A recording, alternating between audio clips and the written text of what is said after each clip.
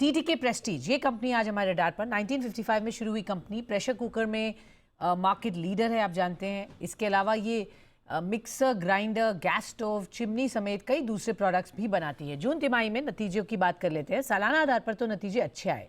मुनाफा 74% बढ़कर 54 करोड़ यहाँ आया है और आय में भी 57% की बढ़त देखी गई है, 630 करोड़ आई है।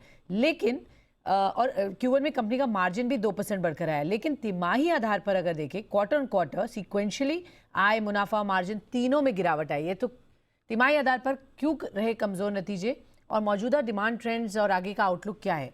चलते हैं कंपनी के मैनेजिंग डायरेक्टर चंद्रू कार्लो हमारे साथ शो में जुड़ रहे हैं। मिस्टर कार्लो, बहुत बहुत स्वागत है, धन्यवाद आपका हमें समय देने के लिए।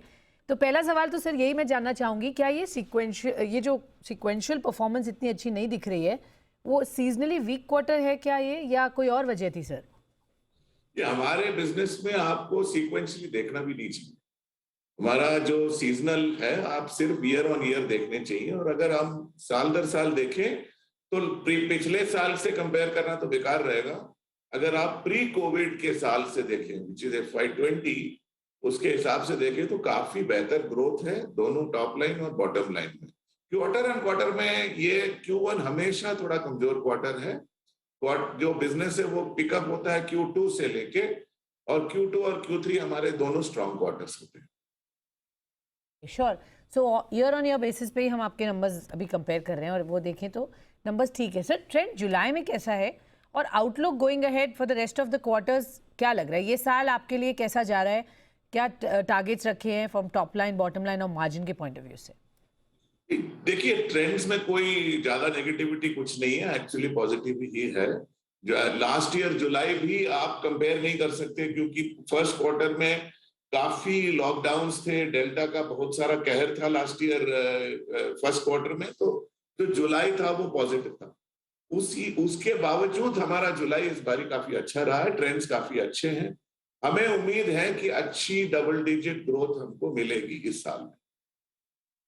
ओके, अच्छी double digit growth. But sir, मैं आपसे जब ड्यूरिंग कोविड भी हम बात कर रहे थे, जिस तरह से लोगों ने एक रुझान दिखाया प्रोडक्ट्स, जो मोर ऑर्गेनाइज प्लेयर्स के साथ प्रोडक्ट्स लेना, और आपका वहाँ पर ग्रोथ भी अच्छी हमने देखी थी और आपने कुछ इंटरेस्टिंग ट्रेंड्स भी देखे थे, जिस तरह से कंज्यूमर की डिमांड बढ़ रही थी। तो वहाँ से क्या क्यूज़ हैं जो आपको हेल्प कर रहे हैं आगे भी, और किस तरह से हम देखेंगे आपकी प्रोडक्ट पाइपलाइन? अब क्या वाकई लोगों की प्रेफरेंस अभी better and higher graded products पे, जो हम ऑटोमोबाइल्स में भी देख रहे हैं फॉर एग्जांपल एक ट्रेंड?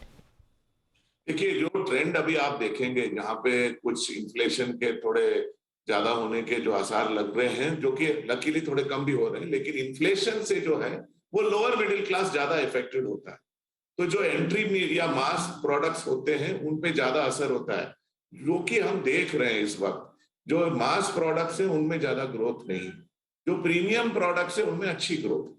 दूसरी चीज ये है कि टीटीके प्रेस्टीज की सारी जो कहानी देखेंगे आप, ग्रोथ की कहानी, वो सिर्फ इसलिए बरकरार है क्योंकि हमारे इनोवेशन और प्रोडक्ट पाइपलाइन हमेशा फुल रहते हैं। क्योंकि इस बार भी अच्छे अच्छे प्रोडक्ट्स आ रहे हैं, क्योंकि हम लॉन्च करने जा रहे हैं, क्योंकि फर्स्ट क्वार्टर में भी हमने कुछ कुछ लॉन्च किए।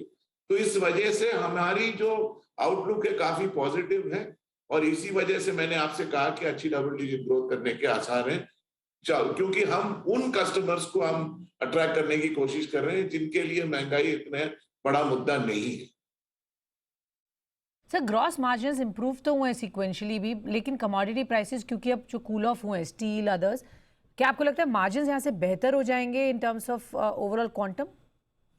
देखिए, जिस तरीके से हमने इन्वेंट्री रखी है, तो ये जो कमोडिटी प्राइसेस का गिरना है इस वक्त, उसका पूरा इम्पैक्ट जो रहेगा वो सेकेंड हाफ में आएगा। क्योंकि हमारी जो इन्वेंट्री है उसकी कॉस्ट जो है वो अभी पूरी नहीं टू करंट लेवल्स, क्योंकि जब सब एवरेज करेंगे तो ऐसे ही होगा कोई भी कंपनी में। तो सेकेंड हाफ में मार्जिन अच्छे रहने के, मार्जिन बेहतर होने के थोड़े आसार हैं। लेकिन देखिए, आखिरकार हम कस्टमर के साथ डील कर रहे हैं, और जो कॉम्पिटिटिव प्रेशर्स रहेंगे उस वक्त हमें पता नहीं है।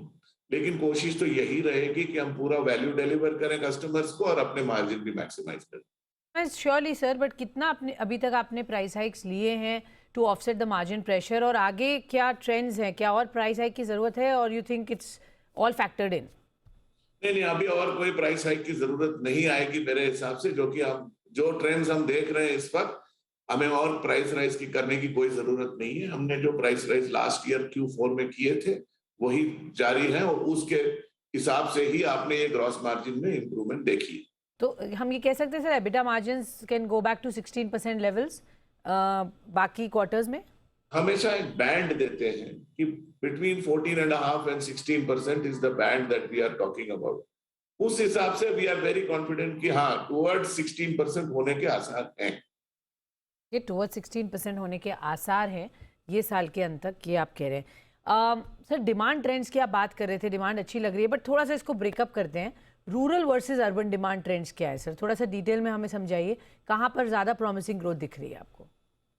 इनफैक्ट अभी हम जो देख रहे हैं कि पहले तो ऑनलाइन वर्सेस ऑफलाइन की मैं बात कर लूं। ऑनलाइन वर्सेस ऑफलाइन में देखेंगे तो ऑफलाइन में काफी अच्छी ग्रोथ आई है, क्योंकि लोग बाहर जाना पसंद कर रहे हैं आजकल, रोज प्रोडक्ट में टच एंड फील करना पसंद कर रहे हैं।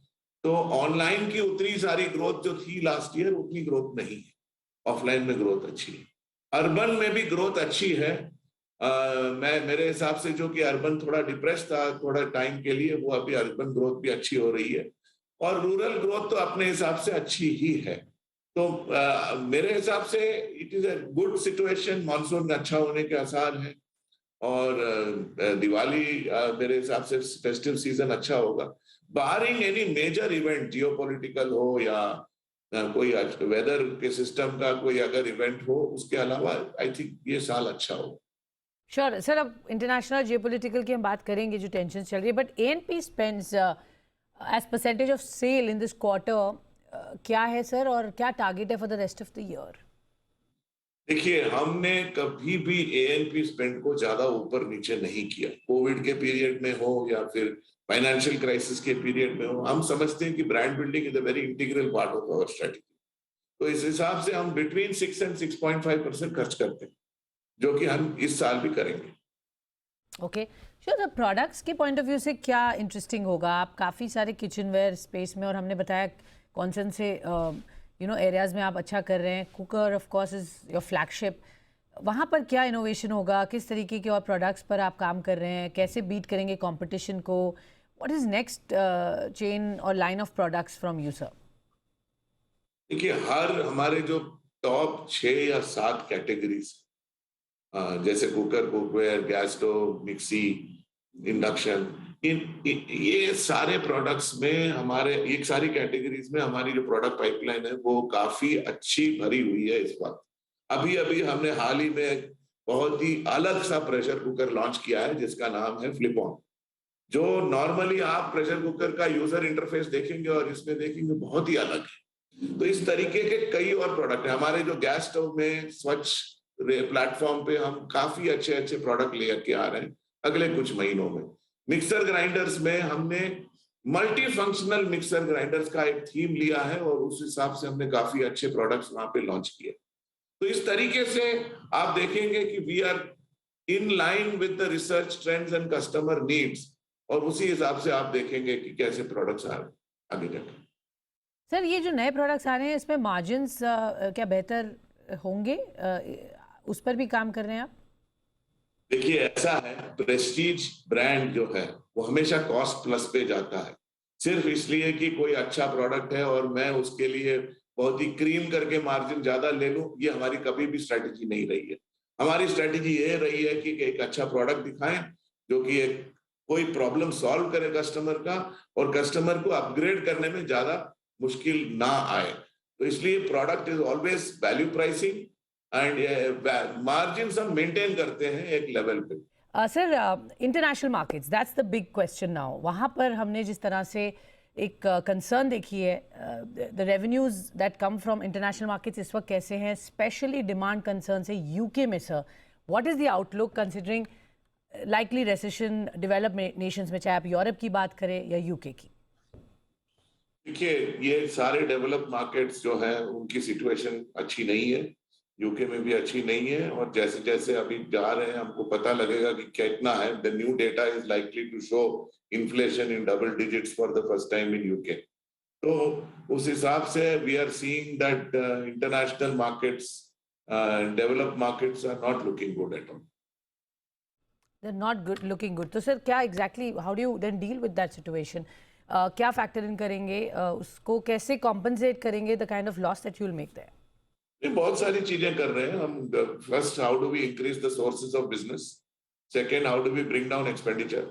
बहुत सारी चीजें हैं जो कि हम कर रहे हैं, बट वहां पे हालात कुछ अच्छे नहीं है. डोमेस्टिक हमारी इंडिया काफी बेहतर है उन लोगों से.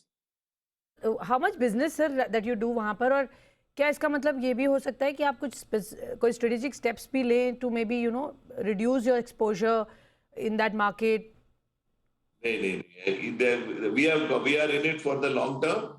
एंड ये कोई ऐसी इन बिजनेसेस का साइज इतना नहीं है कि वो टीटी के प्रेस्टीज के ओवरऑल परफॉर्मेंस को इफेक्ट कर सके इतना.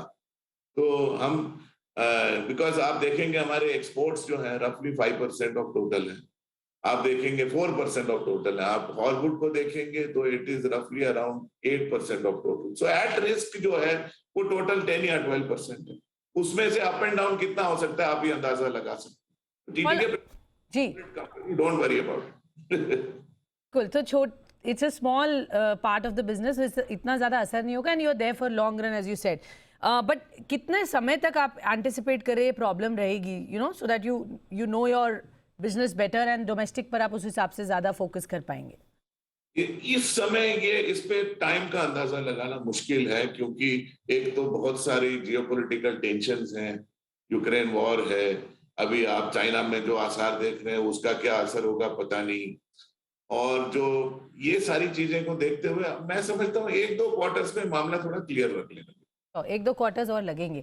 क्विकली सर, कैपेसिटी लेवल्स क्या है इस वक्त that you are operating at, या एक्सपेंशन प्लान्स क्या होंगे, कैपेक्स रिक्वायरमेंट उसके लिए क्या दिख रही है? What is the kind of number that you are working with on capex sir? कभी भी हमारी कैपेसिटी यूटिलाइजेशन 70 से 75% अराउंड हमने रखा है पिछले 2-3 साल में.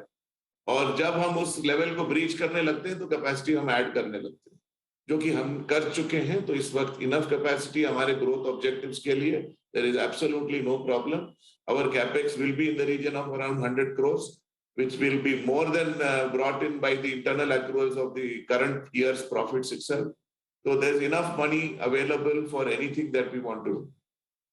प्रोडक्ट्स में कुछ नया लाइन है, एनी एक्सपेंशन और extension of existing lines that you are looking at? वहाँ पर कुछ इन्वेस्टमेंट्स करेंगे? कोई acquisitions that you could be looking at? Acquisitions के प्रपोजल्स तो हमेशा आते रहते हैं. अभी कुछ है नहीं हमारे को रिपोर्ट करने के लिए.